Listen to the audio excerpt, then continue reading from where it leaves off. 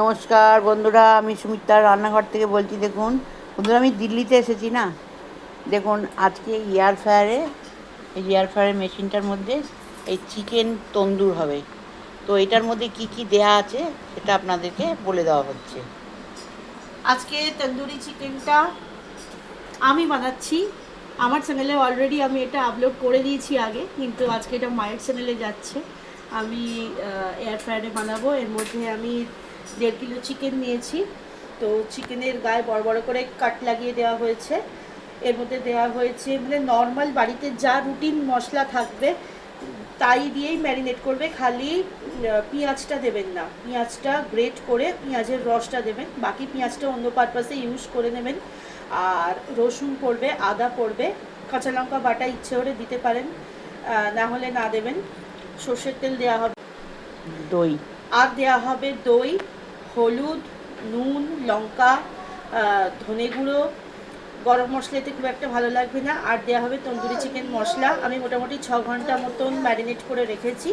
এরপরে আমি এর মধ্যে বাটার গরম করে নিয়েছি, আর এর মধ্যে চিকেনগুলো আমি বানিয়ে রাখবো। আর যা যা লাগে আনুষঙ্গিক জিনিস সমস্ত কিছু নিয়ে নিয়েছি। এর মধ্যে নিয়ে নিয়েছি বাটার পেপার।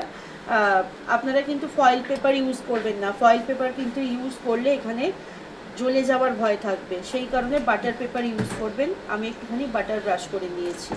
এরপরে আমি চিকেনগুলো দিয়ে নেবো। চিকেনগুলো সাজিয়ে নিয়ে আমি কি টেম্পারেচার দেবো না দেবো সেটা আপনাদের দেখিয়ে দেবো। এতে বন্ধুরা বাটার দেওয়া হয়ে গেছে। এবার আমি এইটা এর মধ্যে ভরে দিচ্ছি।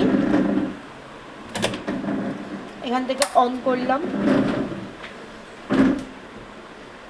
180 ডিগ্রি টেম্পারেচারে, এটা অলরেডি 200 ডিগ্রি টেম্পারেচারে দেওয়া আছে। আর আমি প্রথমে 20 মিনিটের জন্য সেট করলাম। 20 মিনিট পর আপনাদের দেখাবো। দেখুন বন্ধুরা, এক লট হয়ে গেছে। এটা হয়ে গেছে মানে একটা সাইড হয়েছে। এবার এটাকে উল্টে দেওয়া এবার হবে। এটাকে ঘুরিয়ে দেবো। ঘুরিয়ে দিয়ে আবার এই সাইডে আমি ব্রাশ করে দেবে, মাখন ব্রাশ করবে। হ্যাঁ বাটার ব্রাশ। এইবার আমি বাটারটা আবার লাগিয়ে দিচ্ছি অন্যদিকে। যত বেশি করে বাটার লাগানো হবে তত বেশি জুসি হবে। এমনিতেই জুসি হয়ে আছে, 6 ঘন্টা ম্যারিনেট করে রাখা হয়েছে বলে, তবে হতে একটু টাইম লাগে।